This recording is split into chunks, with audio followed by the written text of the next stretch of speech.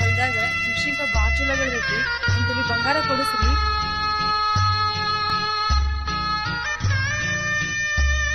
ಅಪ್ಪ ಅಪ್ಪ ನಾ ಹೇಳಿ ಸಾಯಂಕಾಲ ತಗೊಂಡ್ಬರ್ತೀಯಲ್ಲ. ನಿಂದ ಸೈಕಲ್ ಪಟ್ಟ ಸಂಜೆ ಮುಂದೆ ಮೆಣಸಿನ್ಕಾಯಿ ರೊಕ್ಕ ಬರ್ತೈತೆ ಅವಾಗ ತಗೊಂಡ್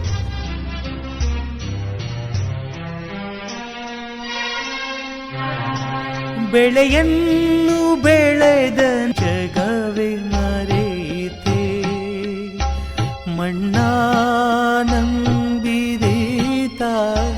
ಮಣ್ಣೇ ಕರೆಯಿತೆ ಜಗಕ್ಕೆ ಅನ್ನದಾತ. ಇದು ಈ ನೆಲದ ಪ್ರತಿಯೊಬ್ಬ ರೈತನ ಗೋಳು.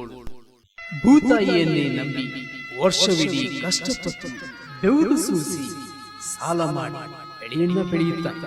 ಆದರೆ ತಾನು ಬೆಳೆದ ಬೆಳೆಗೆ ತಕ್ಕ ಬೆಲೆ ಸಿಗದೆ ಹೋದಾಗ ಮಾಡಿದ ಸಾಲದ ಭಾರ ತಾಳಲಾರದೆ ಸಾವಿಗೆ ಶರಣಾಗುತ್ತಾನೆ.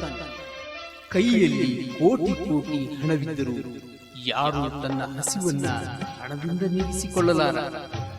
ಅದಕ್ಕೆ ಅನ್ನದಾತ ನೀಡುವ ಅನ್ನವೇ ಬೇಕು. ಇಂತಹ ಅನ್ನದಾತನ ಬದುಕು ಬಾಡಿ ಹೋಗಬಾರದೆಂದರೆ ಸರ್ಕಾರದ ಸಹಾಯ ಅಗತ್ಯ. ಸತ್ತ ಮೇಲೆ ಸರ್ಕಾರ ಮಾಡುವ ಅನುಕಂಪದ ಸಹಾಯಕ್ಕಿಂತ ಜೀವಂತವಿದ್ದಾಗಲೇ ಅವನ ಬೆವರಿಗೆ ಬೆಲೆ ಸಿಗಬೇಕು, ಅವನ ಬದುಕು ಹಸನಾಗಬೇಕು ಎಂಬುದೇ ನಮ್ಮೆಲ್ಲರ ಅನಿಸಿಕೆ.